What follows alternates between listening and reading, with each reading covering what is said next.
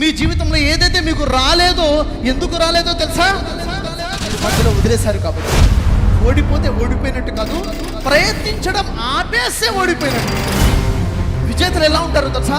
జీవితంలో సమస్యలు వస్తాయి. ఎలాంటి సమస్యలు తెలుసా? పెద్ద పెద్ద తుఫాన్లు రావచ్చు, సునామీలు రావచ్చు. చూసి భయపడరు విజేతలు, దాటుకుంటూ ముందుకెళ్తారు ధైర్యంగా. విజయాన్ని చేజిక్కించుకుంటారు.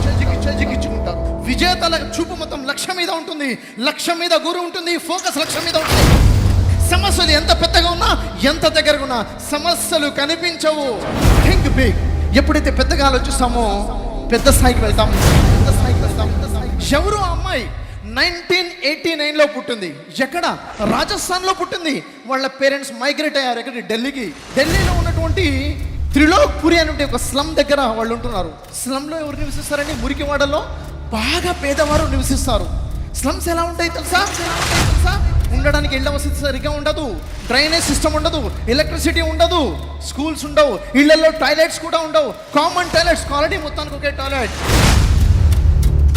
అలాంటి స్లమ్లో ఉన్నారు. అమ్మాయి ఎలా పుట్టిందో తెలుసా? పుట్టుకతోనే ఒక డిసీజ్తో పుట్టింది. ఆస్టియోజెనిసిస్ అనేటువంటి డిసీజ్, అంటే ఎముకల జబ్బుతో పుట్టింది. కాల్షియం డిఫిషియన్సీ, చిన్న దెబ్బ తగిలినా కానీ బోన్ ఫ్రాక్చర్ అయిపోతుంది. అలాంటి పరిస్థితిలో పుట్టింది. దాని పర్యవసానంగా తన జీవితంలో 16 ఫ్రాక్చర్స్ అయ్యాయి.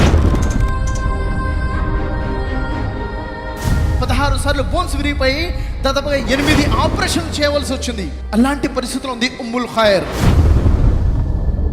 చిన్నతనంలోనే అమ్మని కోల్పోయింది. వాళ్ళ నాన్న మరొక పెళ్లి చేసుకున్నాడు కానీ ఉమ్ముల్ ఖైర్కి అమ్మ మాత్రం లభించలేదు. సవతి తల్లిగానే ఉండిపోయింది. ఉమ్ముల్ ఖైర్ జీవితంలో చదువుకోవాలి అనే కోరిక, లక్ష్యం ఉంది, ఉన్నతంగా ఆలోచిస్తుంది. ఏం జరిగింది? 8th క్లాస్ కంప్లీట్ అయిపోయింది. సిచ్యువేషన్ ఎలా వచ్చిందంటే చదువు మానేయాల్సిందే. 2 దారులు. పెళ్లి చేసేస్తున్నారు, వేరే మార్గమే లేదు. ఏం చేసింది? ఇంట్లోంచి బయటకు వచ్చేసింది. ఇంటికి దూరంగా ఒక చిన్న రూమ్ని అద్దెకి తీసుకుంది. ట్యూషన్ చదివించడం మొదలుపెట్టింది. ట్యూషన్ ద్వారా ప్రతి నెల 200-300 రూపాయలు సంపాదించేది. తన ఫిజికలీ హ్యాండిక్యాప్డ్ స్కూల్ ఉంటుంది, అక్కడ చదువుకోవడం మొదలుపెట్టింది. చాలా కష్టతరమైన జీవితం. కాలేజ్కి వెళ్ళింది. కాలేజ్లో స్కాలర్షిప్ తీసుకొని కాలేజ్లో చదవడం మొదలుపెట్టింది. ఫుల్ ఫోకస్ ఎడ్యుకేషన్ మీద ఉంది. ఉదయం నుంచి మధ్యాహ్నం 3 గంటల వరకు కాలేజ్కి వెళ్ళేది. 3 గంటల నుంచి రాత్రి 9 గంటల వరకు ఇంట్లో ట్యూషన్ చెప్పేది. పూర్తి కాన్సన్ట్రేషన్ ఒకే ఒక దగ్గర పెట్టింది. ఫోకస్ చేస్తుంది. గ్రాడ్యుయేషన్ కంప్లీట్ చేసింది. పెద్ద లక్ష్యం పెట్టుకుంది. తను ఒక ఐఏఎస్ ఆఫీసర్ కావాలనేసి ప్రయత్నం చేసింది. చదివింది, ఫోకస్ చేసింది. అక్కడెక్కడ బుక్స్ తీసుకుంది, చదవడం మొదలుపెట్టింది. ఫస్ట్ అటెంప్ట్లోనే ఐఏఎస్ ఆఫీసర్గా మారిపోయింది.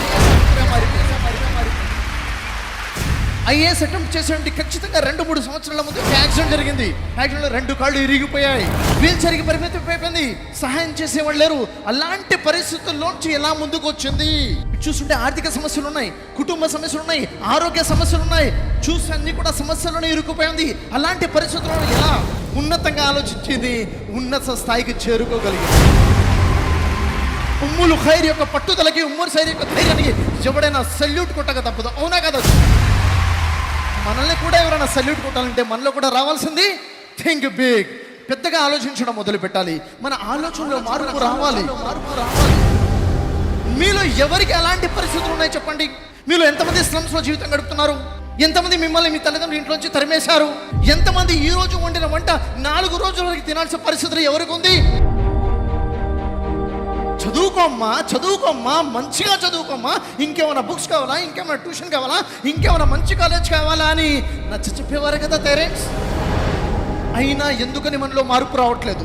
ఎందుకని మనం ఉన్నత స్థాయికి వెళ్ళలేకపోతుంటే ఆలోచనలో మార్పు రావాలి.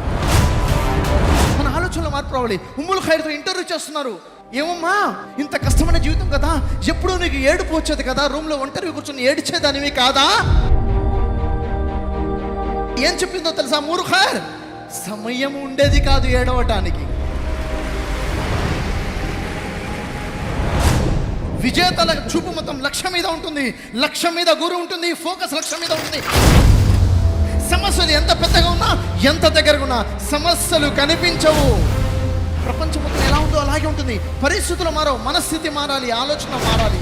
ఎందుకంటే మీరు ఎలా అయితే ఆలోచిస్తారో ఆలోచన తగ్గట్టుగా మీరు పనులు చేస్తారు. మీ పనులకు తగ్గట్టుగా మీకు రిజల్ట్స్ వస్తాయి. మీ జీవితంలో ఏదైతే మీకు రాలేదో, ఎందుకు రాలేదో తెలుసా? మీరు మధ్యలో వదిలేశారు కాబట్టి. మధ్యలో ఆగిపోతే శూన్యమే. లక్ష్యం చేరే వరకు నువ్వు ప్రయత్నం చేయవలసి.